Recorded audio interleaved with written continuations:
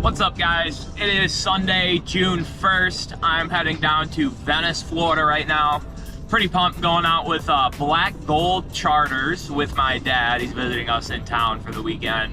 And we're hunting for meg teeth. So that's what they call them. It's called black gold. Big ol' 6-inch Megalodon tooth. There's an ancient riverbed out there. So I'll check back in at the ramp and we are gonna see how today goes.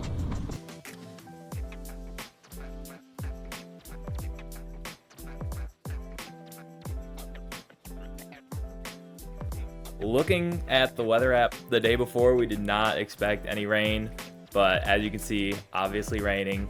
It's the start of hurricane season in Florida, so that means basically rain every day for the most part, but just like a little bit here and there until the big storms come in.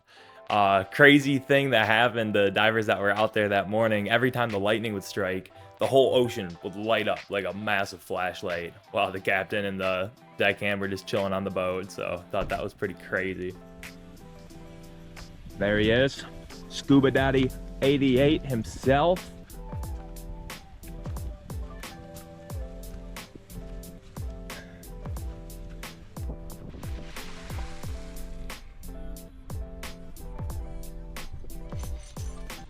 "8:30, already leaving the boat ramp because they had to cancel due to weather concerns. Sounds like there was a miscommunication in letting us know that they weren't gonna be able to make it, but they're doing right. They're gonna give me a discount next time we go. So unfortunately, Big Daddy won't be able to go on that trip, but I will be getting back out there next time the conditions are better. Good news is we got on a 1 o'clock dive with Aristakat, only 2 tanks, but they got a bigger boat. You're gonna need a bigger boat.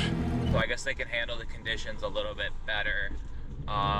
So we'll see how it goes. Probably gonna be pretty crappy visibility though with this storm that just kind of came through. So keep you guys posted when we get there.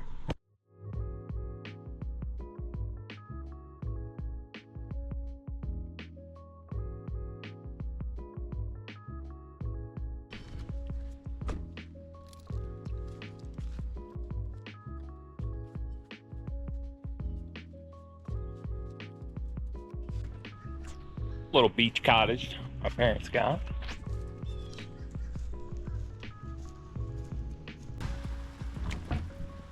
Hello. Hello. Oh, where are my jammies? It's cool in here. This place absolutely rocked. It slept 5 people. It was just over $300 a night, and there's 3 of them that all connect with the backyard. So if you have like a big beach group, it's the perfect place to stay. It's a sweet place, honestly. Isn't it fun? So did There he is.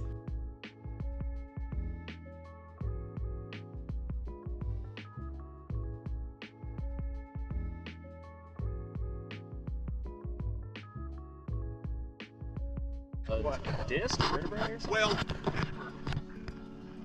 you know what that is? Wrong. That is a partial plate of a megalodon or a mastodon tooth. So that's out of an elephant. Okay. Horse tooth. Huh. Now you can tell the difference between a horse tooth and a bison tooth. Bison tooth will be half as thick. Interesting. So the horse teeth are thicker.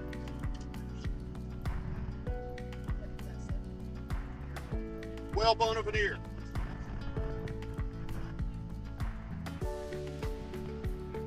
Guess? Another vertebrae?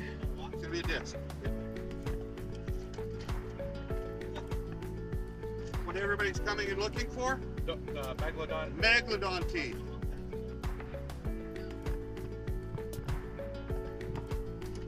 Everyone guess what that is? Native American artifact or something? It's called a leverite. Lever right there. Another huge chunk. Oh, Look how wow. thick that is. That is cool.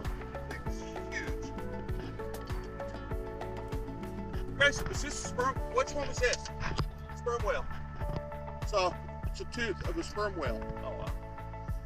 Like I said, don't just limit rounds. We already found rounds this morning, 50 cal rounds. grass. Oh, wow. Other shark teeth. Okay, dugong bone, whale bone. Don't just limit yourself by diving just. So naturally I was curious, why is Venice, Florida the shark tooth capital of the world? How come we're able to go out on these boats and find all these crazy fossils on the bottom of the ocean floor? And basically, from what I can understand, way back in the day when these Megalodon were swimming around, ocean levels were a lot higher. So they would die and their teeth would fossilize on the ocean floor, or I've heard that they carry up to 10,000 teeth at a time, so I'm sure those would fall out and fossilize. Then eventually ocean levels dropped and Florida as a peninsula grew, and a river formed somewhere off the coast of Venice. That river cut through layers of the sediment, freeing up a lot of these fossils, and then during current day, that river is somewhere under the ocean now. So every hurricane or every big storm kind of kicks up a lot of these fossils for us to find either on the shore or on the ocean floor.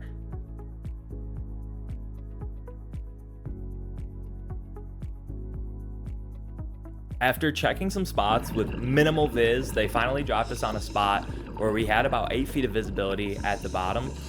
Dropping in, you couldn't see anything, but the second you got your feet on the ground or you kind of got near there, you started to be able to see a little bit more. So what you kind of see right now is just me crawling around on the ocean floor looking for fossils. So picking up anything that looks black, anything that has a point or a straight edge to it, and just hoping that it's something cool.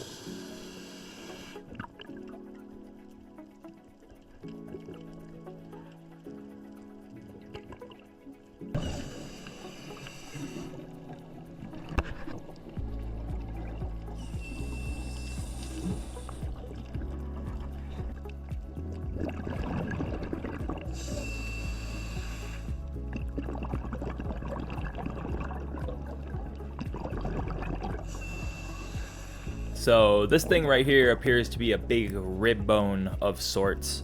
I'm obviously no expert yet. Another cool aspect of this dive, you could probably honestly bring a spear gun because you have a bunch of fish following you around this whole time. You're kicking up all this sediment. I think they're eating like the micro plankton or crabs or whatever you're kicking up as you're swimming around, but just a cool bonus. And then as soon as I turn around from those sheep's head, boom. First Meg tooth in the books, mission complete right there. So stoked to be able to put it together on like the last 30 minutes of that last dive there. All right, everybody, it is the next day after the dive. I am back at my place. I've got all my treasures here, gonna get them cleaned up for the day. All in all, very successful day, awesome time on the water. Ended up finding 5 partial Megalodon teeth, 1 whole one, which is my crown jewel right here that we'll be cleaning up later tonight. Some cool sand tiger teeth, pretty gnarly, little bend to them. Got some whale bones, some dugong bones. These are whale ribs actually. And yeah, a couple other small teeth here. I'll flip it around, show you guys all the treasures from the day.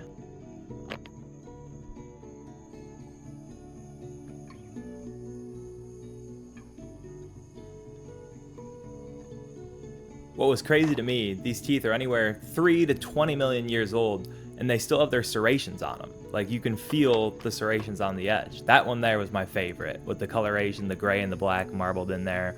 But just so cool to be able to go through all these old relics.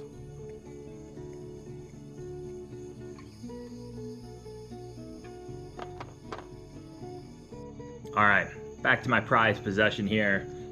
Gentleman on the boat said I want to let this thing soak for about 15 minutes in a combination of apple cider vinegar and Coca-Cola.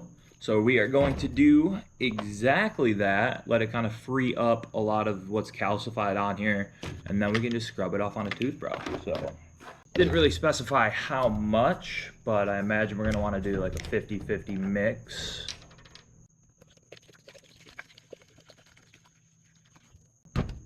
Boom.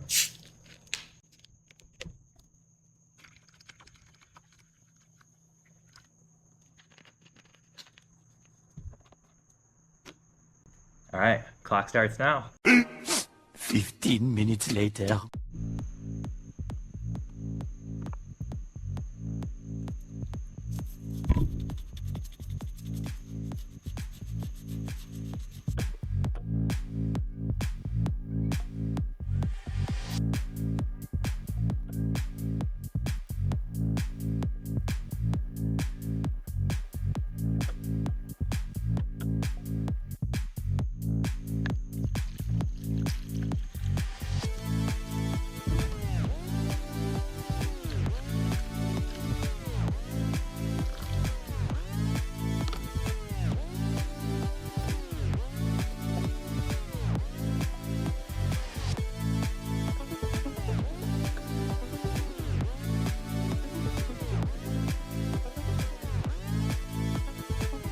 3 hours later.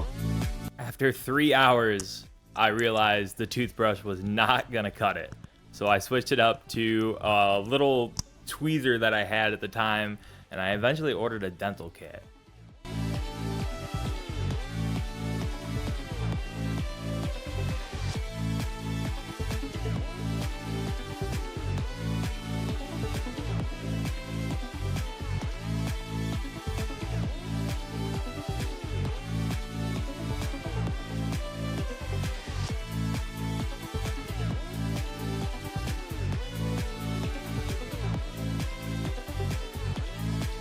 Alright everybody, it is one whole week later. I've been picking at this tooth every single night after work until my hands are cramping with my $8 Amazon dental kit here, which was clutch.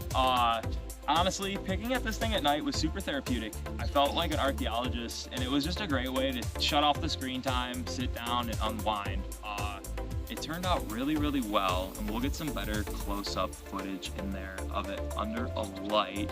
But yeah, I felt like an archaeologist, and this thing is anywhere from 3 to 20 million years old, which is just super cool to be able to hold it in my hand.